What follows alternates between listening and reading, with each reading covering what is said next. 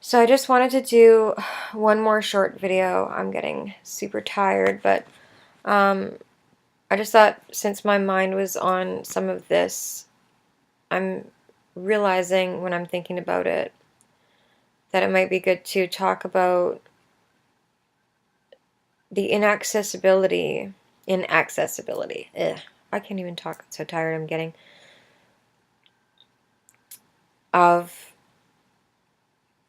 you know, what they consider rare illness, which by the way is not rare, because for example, autonomic nervous system disease, dysautonomia, um, that is a comorbid of Ehlers-Danlos, but it occurs on its own and it's affecting 70 million people worldwide. We just had Dysautonomia Awareness Month, and dysautonomia is like a deregulation of your autonomic nervous system.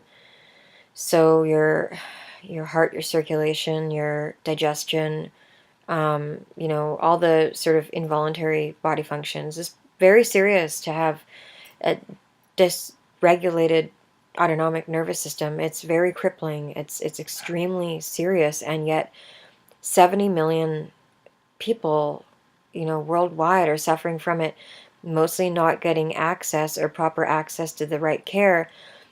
How can a condition that has 70 million sufferers worldwide, be an orphan condition? I don't really understand that. Like I said, in the video that I did on dysautonomia, actually, no, I do understand it, but I don't understand it empathetically. Like I don't understand why why doctors can't wake up. Ehlers-Danlos syndrome, dysautonomia, all mitochondrial disease, which I think is like the mother of, and mitochondria comes from the mother literally, but it is the mother of a lot of these diseases, and like mitochondrial dysfunction, basically. And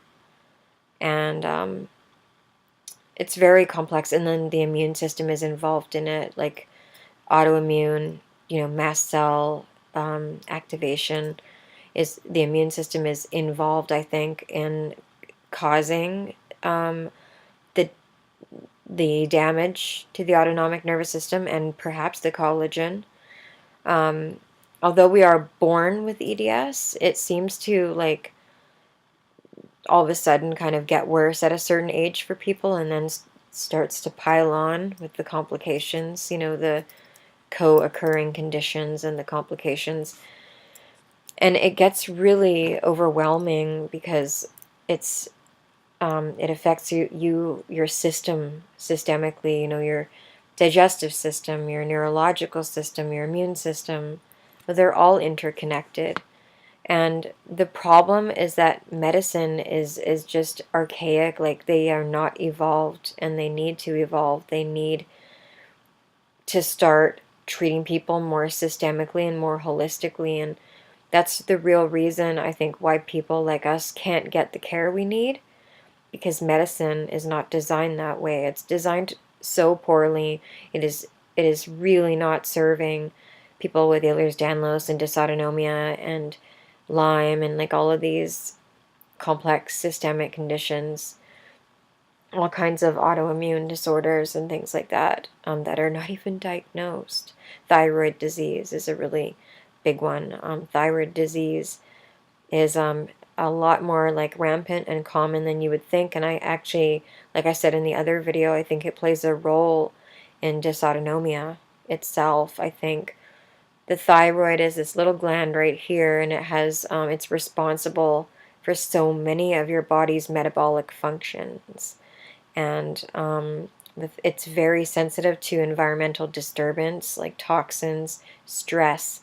We have so much crap in the environment, plastics, so much xenoestrogen in the plastic, um, in the, ocean. The oceans are just dirty.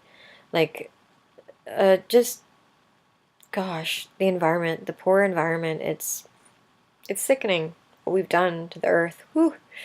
I'm sorry, I'm getting like worked up, but it's it's having an effect on people. It's having an effect on our epigenetic layer, like what is in the food supply. You know, like business, corporations, these food corporations, they're so greedy that they care more about whipping together something that tastes addictively good. They don't care. They want it to be fast, they want it to be cheap, they want it to be cost effective, a good product. They know how to make it look good for a cheap price. And what is the consequence of that? Is that the food is bad for you. It has simulated flavors. It's stored in plastic, cardboard, styrofoam, like whatever. It tastes good, I'll admit it. And lately I've been like more, like tired of always spending money on that stuff. And then I let go and I have some yummy food that isn't very good for me, and I feel I'm completely flaring up, and I'm muscle tremoring, and I'm dizzy, and I'm, my immune system is angry at me, and I'm in high pain levels, and it's just like, oh man, I guess I have to buy this expensive food. And that's not even fair that we have to, like shell out, like when we are chronically ill, our bodies just can't tolerate the shitty food and, and the crappy environments, but it's a lot harder to do something about the environment we're in. It's easier to control what we're putting in our mouths, but even then, it's hard because of the cost. So I'm sorry, I'm going off on a tangent. The food supply, the environments, like this is the reason for these illnesses, including what I'm sick with and what 70 million sufferers worldwide with dysautonomia are dealing with. We have these genetic predispositions. We're more sensitive. There is seeming to be a connection between these illnesses and people that are on the autistic or neurodivergent spectrums, people that are highly sensitive. Honestly, some of the kindest, most lovely people I've met, oh man, I'm going to get emotional again. What's up with me? Are chronically ill people in the chronic illness communities. Such beautiful people that don't deserve to be sick like this. Why are we sick? We're the ones that can change the world. We get it, and we're sick. It's just so. If I were more spidey, meaning like paranoid, where could your mind take you on that one? Where could your mind take you? They're trying to get rid of us, like you think like that, right? It's not good though. Like it doesn't help to think that way. I mean, I admit that I could think that way, but it's really just, maybe we're just sensitive. I'm not saying that people that aren't sick are all jerks who aren't sensitive. They're certainly lucky that they're not sick. And I'm sure there's some lovely people out there that are not sick. Great. If they're good people and they're not sick, they can do lots more, and they can help. Maybe they can consider helping people like me and you, if you're listening and you're a spoonie, like meaning, someone who's limited and sick. Code word spoonie, spoon theory. You'll get it if you're a spoonie.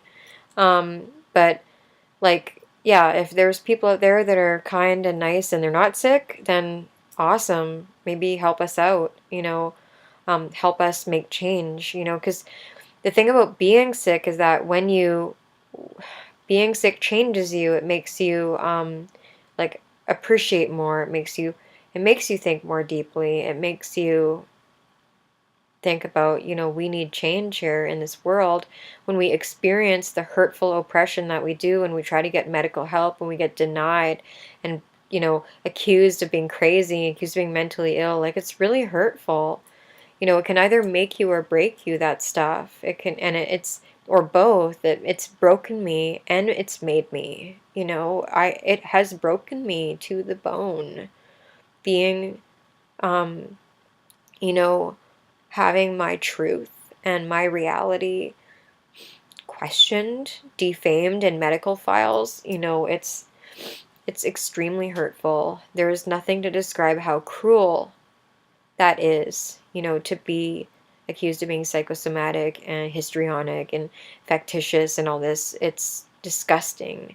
And they do need to know, I sound paranoid, the medical systems, medical personnel, we need to start talking more about how intolerable that is.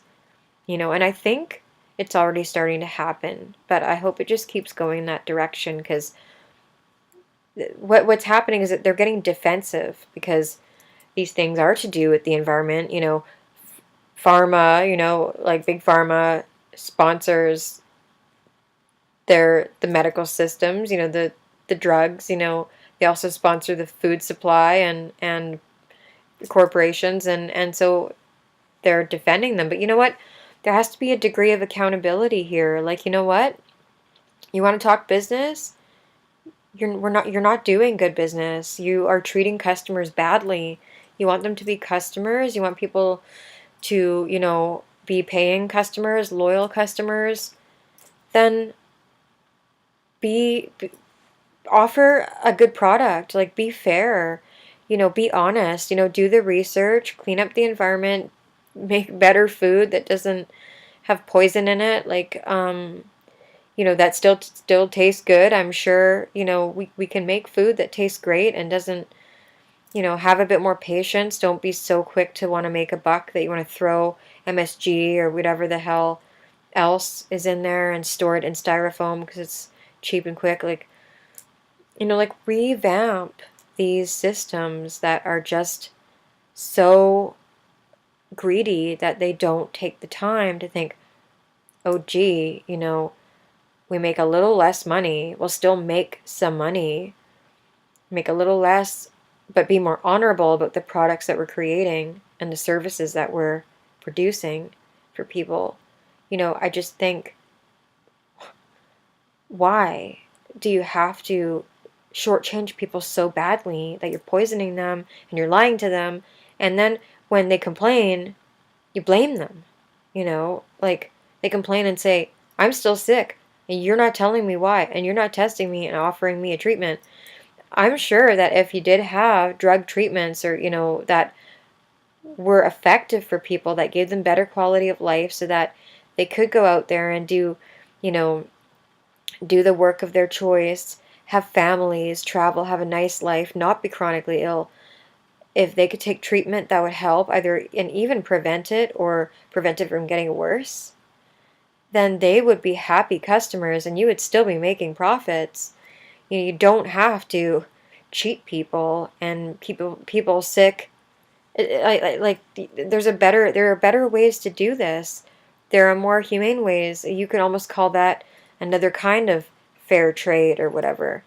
I hope I'm making sense because I'm going off on a bit of a thing here. So basically, it made me think. It made me think about that. I am not the only one that is desperate to get to these few doctors who actually know what they're doing. But you know what? Considering the level of need, there should be more than a few doctors who cost an arm and a leg to get to, and a few private services that cost an arm and a leg to access. There should be more available than that for people. The need is there. The numbers are there. You actually have the customers waiting if you want to think about it that way. But why can't you do good business? Why can't you be humane? Why do you have to lie? I don't know who you is right now.